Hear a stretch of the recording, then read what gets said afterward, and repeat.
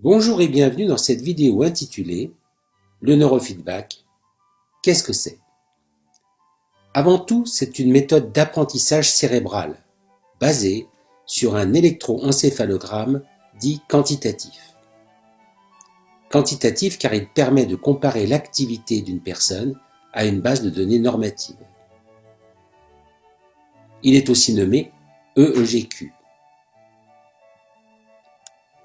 Il convient tout d'abord de mesurer l'activité cérébrale à des points clés des réseaux neuronaux qui tapissent le cerveau humain. Puis il est possible de lire le tracé de ces ondes cérébrales pour en comprendre leur fonctionnement. Par exemple ici, alors que la couleur devrait être verte si tout fonctionnait bien, en rouge, on constate un excès significatif de fonctionnement dans deux fréquences lentes de l'activité cérébrale. C'est grâce à cette mesure objective des anomalies de distribution de l'activité qu'il est possible de les cibler spécifiquement pour les normaliser par autorégulation. Voici l'exemple d'une évaluation initiale par EEG quantitatif avant entraînement par neurofeedback et la comparaison avec l'EEG quantitatif de suivi 7 semaines après. La normalisation de ces mesures après 14 séances confirme alors les améliorations observées sur le plan clinique.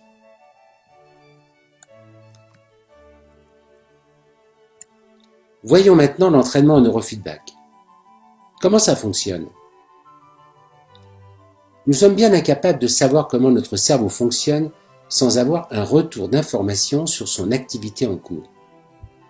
C'est cela qu'on appelle le feedback. Le système de neurofeedback est une méthode ingénieuse utilisée depuis de très nombreuses années dans divers pays anglo-saxons. Le système en lui-même est assez simple. On écoute l'activité cérébrale qui a été choisie lors de l'évaluation par EEG quantitatif et quand l'activité cérébrale est celle désirée, le feedback sonore consiste en une musique agréable à écouter et une vidéo intéressante à regarder.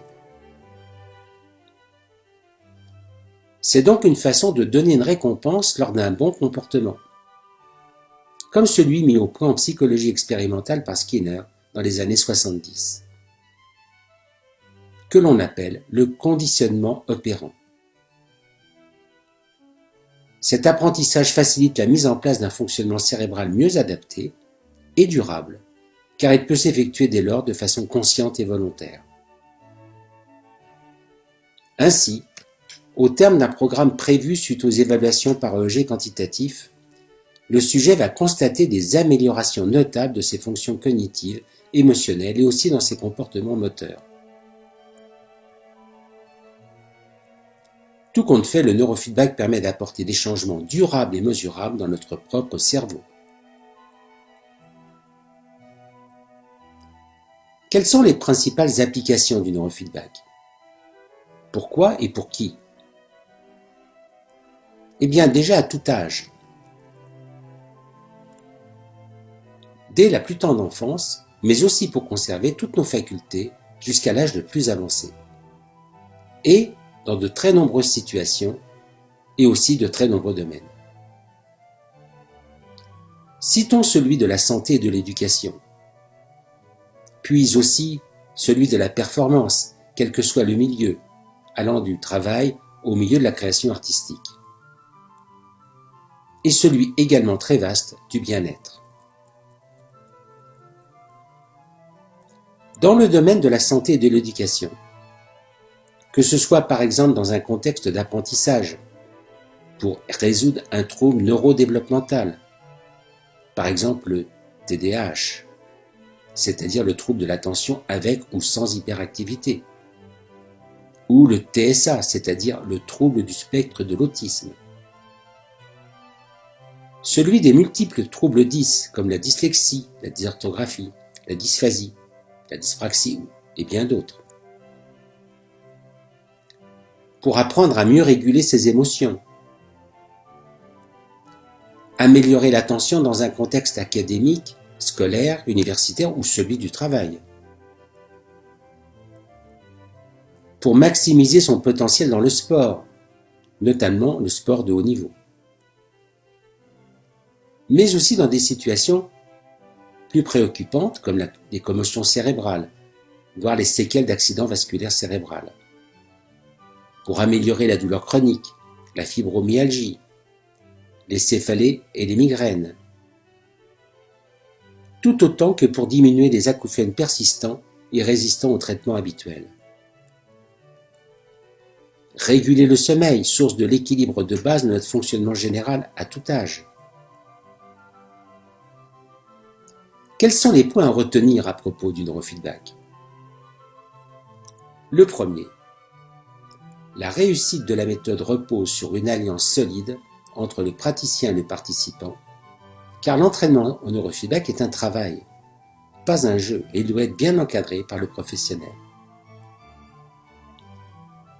Les changements des comportements moteurs, cognitifs et émotionnels résultent d'une conduite active à chaque instant de l'entraînement. Mais attention, pour réussir vos objectifs, il est très important de prendre en considération ce que n'est pas le neurofeedback. Ce qu'il n'est pas, une conduite passive du participant qui peut même dormir durant la séance, une conduite sans engagement actif du praticien qui guide l'entraînement, un programme sans évaluation par électroencéphalogramme quantitatif, qui ne permet pas d'atteindre des objectifs précis. Comme par exemple ici. C'est malheureusement ce que vous retrouvez le plus souvent pour l'instant sur le net si vous n'y prenez pas garde. N'oublions pas qu'en France, le neurofeedback a été développé il y a déjà bien longtemps. D'abord par Léonid Goldstein du Collège de France, qui a fondé la méthode d'électroencéphalographie quantitative dans les années 60. Et puis par le professeur Antoine Raymond, le père de la méthode du neurofeedback thérapeutique en France, dans le laboratoire d'électrophysiologie de la Salpêtrière qu'il avait créé dans les années 80. Avant que cette méthode ne soit délaissée par la psychiatrie, plus attirée par l'arrivée de la vague des nouveaux médicaments. Voici d'ailleurs ce que disait le professeur Raymond à propos du neurofeedback. Le neurofeedback demande une participation active du client.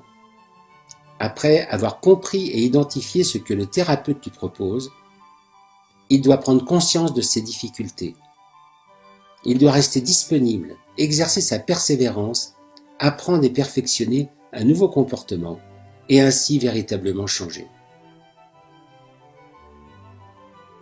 Je vous remercie de votre attention et pour tout autre renseignement, consultez notre site www.institut.neurosciences.fr. À bientôt pour une nouvelle vidéo.